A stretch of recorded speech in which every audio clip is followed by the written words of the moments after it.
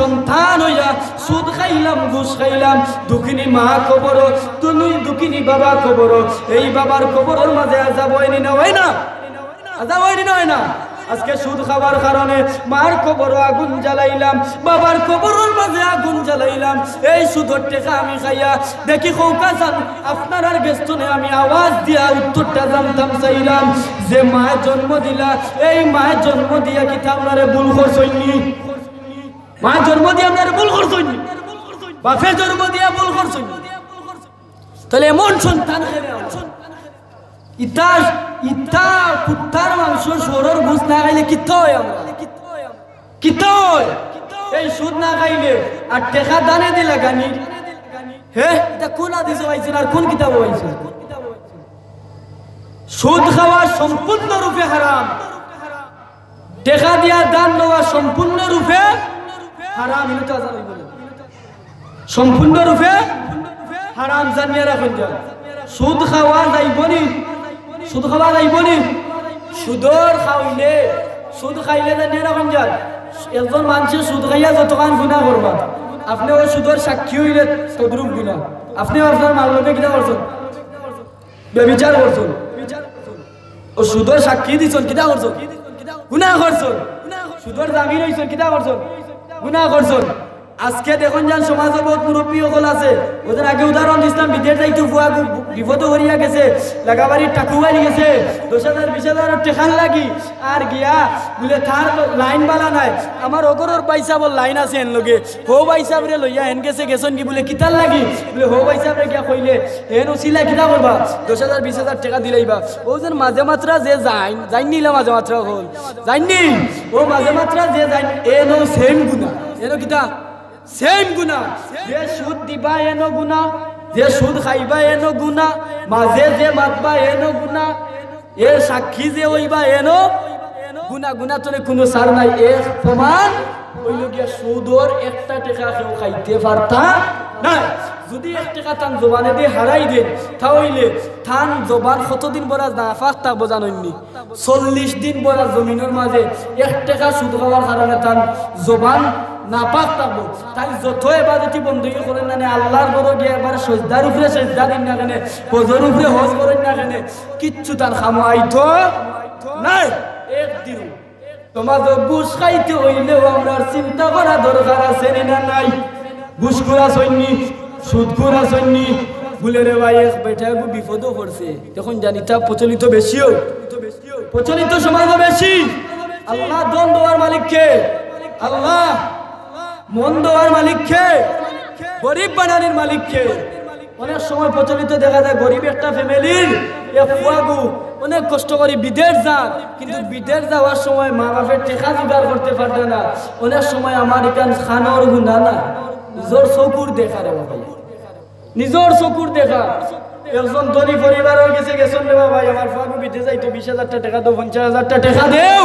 আর ফুয়াগু বিদেশ যাওয়ার বাদে দিলাই আমি তোমার তখন ইনোর মাঝে পার্সেন্টেজ কিতায় দেখি খুব আছেন আপনারা ইনোর মাঝে পার্সেন্টেজ কিতায় সুদর পার্সেন্টেজ কোনটা আমার ওখানে খুব আছেন দাদা আপনারা জানা আছে কিতায় বলে আগুন মাস দান দিমু 10 ফালি আগুন মাস দান দিমু 5 ফালি ইতায় না নি টেকা আনলে বিপদ করিয়া টেকা আনলে দান দেওয়ার আগে নি এটা সুদ এটা কিতা এটা সুদ জানিয়া রাখুন গরিবরে সহযোগিতা করতে এর সওয়াব আপনারে আল্লাহ দিবা টাকা পারে খান না দুই দিন বাদে আপনারে দিবা কিন্তু সওয়াব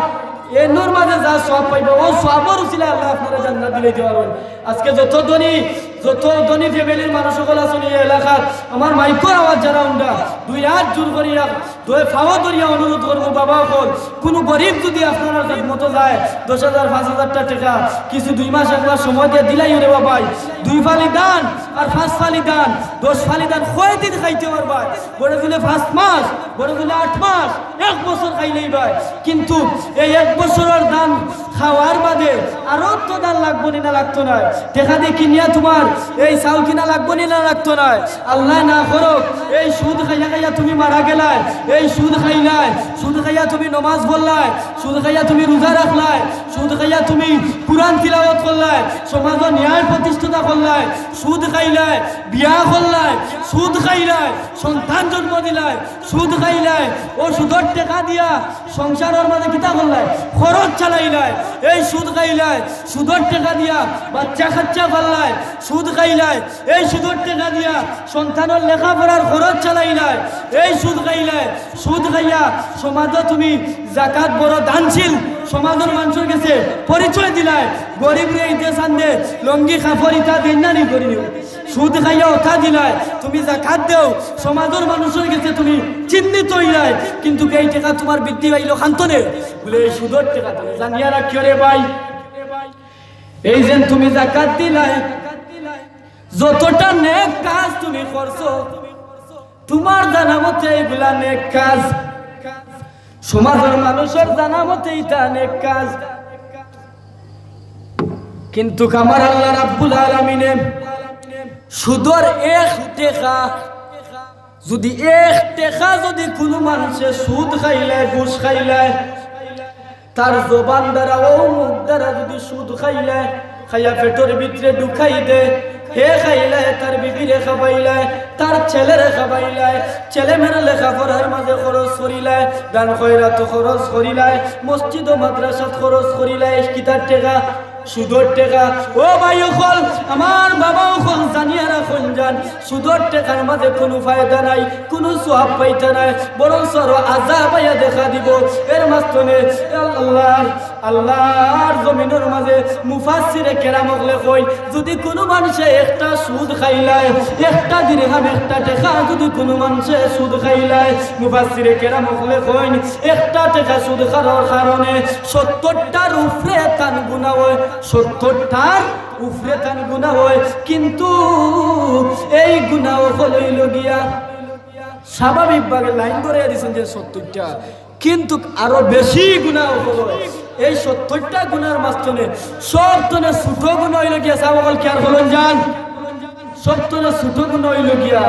তার আপন মাল লগে বেবিচার করে, অর্থাৎ জিনা করে। আপনারা চাইনি আপন মাল লগে জিনা করতা, আপন মাল লগে বেবিচার করতা চাইনি? যদি কোনো সন্তানে তার আপন মাল লগে জিনা করতো বলে আমার মা তো মারা গেছেন রে ভাই, তো কিলা জিনা হইব বাবা রে, ভূত খাতার তলে ভূত, আর খাতার তলে উঠি উঠি ও চিন্তা তুমি করতে বলে মা মারা গেছেন কইছে যে জিনার গুনাহ তোমারে দেওয়া হইব, মাল লগে জিনা করার কিতা গুনাহ দেওয়া হইব। মা যদি মারাও যায় তারপরে এই গুনাহ তোমার আমল নামার মাঝে দেওয়া হইব, জিন্দা থাকলেও তোমার আমল নামার মাঝে দেওয়া হইব। আজকে মায় কত কষ্ট করে লালন পালন করে, বাবা